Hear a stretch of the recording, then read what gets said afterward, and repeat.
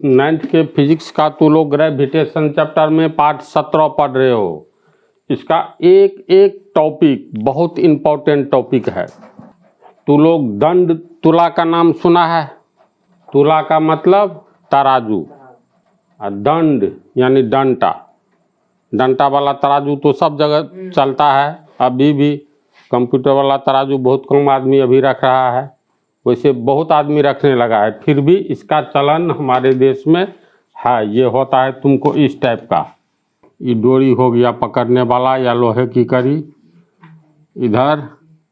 अब जैसे इसको डोरी से यहाँ बांध दो, ये डोरी है या लोहे की कड़ी है। ये हो गया तुमको कटोरा जैसा बर्तन, अर्धगोलाकार, ठीक है। इधर भी इतनी ही बड़ी डोरी और ऐसा ही हूबहू बर्तन, डोरी से बांध दिया। अब ये हो गया एक तराजू, तुला, समझ गया। तो फिलहाल इसके बारे में इतना जानना है, जो दंड तुला क्या है।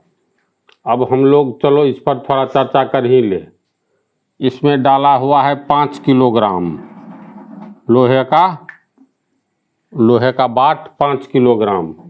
अब किसी को 5 किलोग्राम, ये मान लो कोई वस्तु लेना है, मान करके चलो आलू लेना है, तो 5 किलोग्राम आलू इसमें अगर हम लोग देंगे तो उस समय में ये दंड तुला का ये डंडा जो है ये बिल्कुल पृथ्वी के समानांतर हो जाएगा, क्षैतिज हो जाएगा। तब समझेंगे इसमें डाला गया टोटल आलू का द्रव्यमान 5 किलोग्राम है, समझा। अगर मान लो 5 किलोग्राम के अलावा कुछ और आलू 100 ग्राम इसमें अगर रख देते हैं, इसकी स्थिति ऐसे हो जाएगी, यानी इधर वाला झुक जाएगा, ये ऊपर उठेगा, ये झुक जाएगा। ऐसा होता है प्रैक्टिकली। अगर मान लो इधर 5 किलोग्राम का बाट है, इधर 4 किलोग्राम ही आलू डालोगे तो ये ऐसे, इसकी स्थिति ऐसे होगी, यानी क्षैतिज कब होगा? पृथ्वी के समानांतर दंड तुला का ये डंटा तब होगा जब इसमें 5 किलोग्राम है, इसमें रखे गए सामान कितना है नहीं है, लेकिन ये क्षैतिज हो जाएगा इस पोजीशन में, तो हम लोग कहेंगे नहीं अब 5 किलोग्राम हो गया, सही वजन है, द्रव्यमान सही है। तो इतनी बात तो सब जानता है। अब चलो हम लोग एक अलग बात पर सोचे। पृथ्वी किसी भी वस्तु को अपने केंद्र की ओर खींचती है। तो मान लो दो वस्तु है, दो पिंड है, दो वस्तु है, एक का m1 ग्राम, m1 एक का मास कितना है m1, दूसरे का m2। तो जिसका m2 है, चलो पृथ्वी दोनों को, पृथ्वी से ये दोनों समान दूरी पर है, ये पृथ्वी का सतह है, गोलाकार है तो कहीं न कहीं केंद्र है।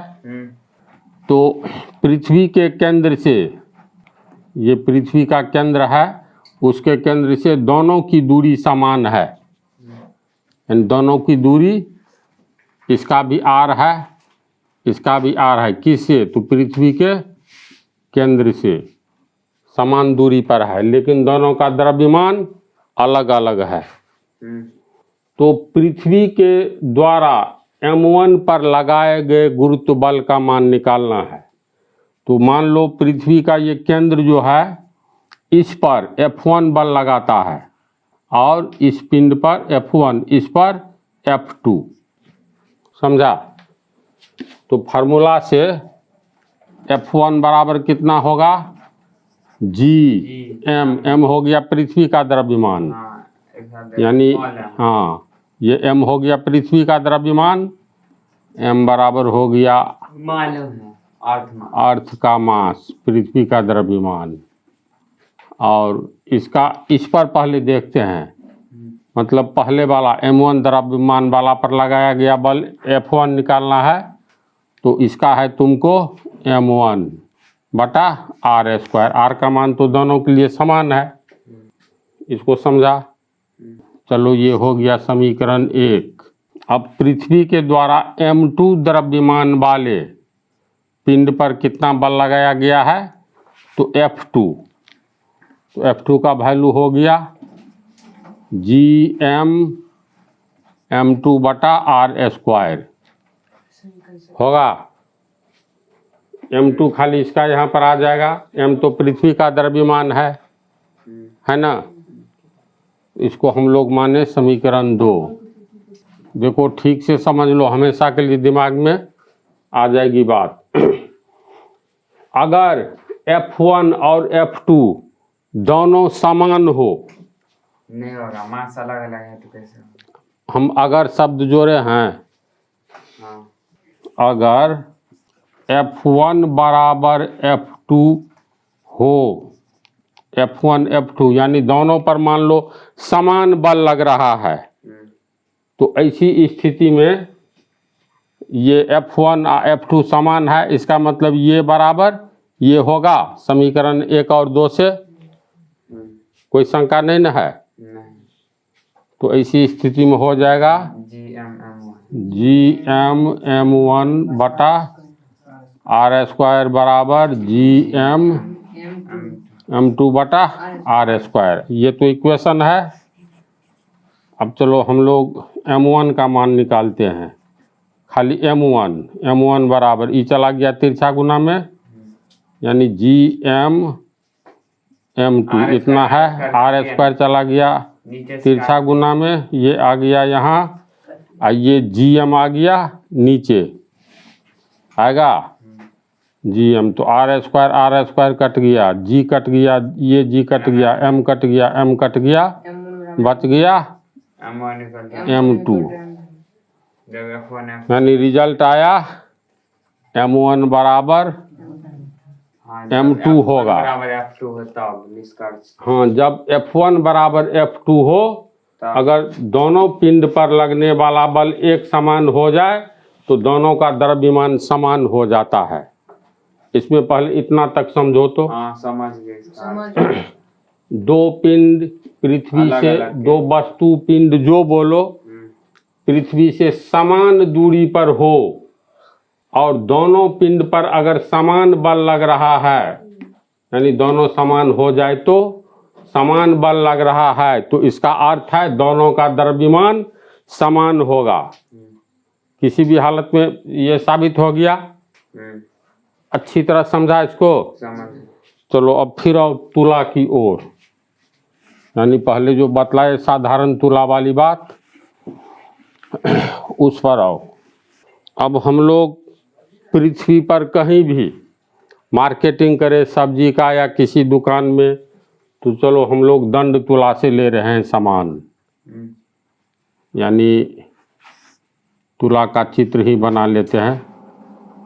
चलो न ऐसे बना लेते हैं। चलो अब देखो, कोई भी सब्जी वाला तौलता है तो हाथ ऊपर उठा करके, दुकानदार भी इस दंड तुला से हाथ उठा करके ही तौलता है ना ऐसी बात। तो इसको हाथ से उठाया, इसमें हम लोग मानक द्रव्यमान रखेंगे। मानक द्रव्यमान का अर्थ हुआ, हाँ, मानक द्रव्यमान में अगर यहाँ 1 किलोग्राम रखोगे कि 2 किलोग्राम, 3 किलोग्राम, 4 किलोग्राम, 5 किलोग्राम, कोई भी मानक द्रव्यमान, तो चलो इसमें हम लोग रखते हैं 5 किलोग्राम लोहा का बाट। समझा? ये 5 किलोग्राम इसमें लोहा का बाट रखा हुआ है, ये 5 किलोग्राम का है। तो यानी M1 का मान कितना हो गया? 5 किलोग्राम। अभी जो बतलाए, इसमें रखा हुआ लोहे के बाट का द्रव्यमान 5 किलोग्राम है, और ये पृथ्वी पर हम लोग तौल रहे हैं। तो पृथ्वी के केंद्र से ये दोनों समान दूरी पर, यानी दोनों समान दूरी पर, ध्यान से देखो, ये दोनों, अब इसमें हमको चीनी डालना है, तो इसमें हम इतना चीनी डाल दिए हैं जो ये दंड तुला बिल्कुल पृथ्वी के समानांतर क्षैतिज हो गया। तो इसका अर्थ क्या हुआ? अब ध्यान से सोचो, इसमें 5 किलोग्राम का द्रव्यमान है लोहे का बाट, और इसमें हम लोग चीनी डाल दिए हैं, ये दंड तुला एकदम इस पोजीशन में है। इसका अर्थ है इसकी और इसकी तो दूरी समान हो गई ना।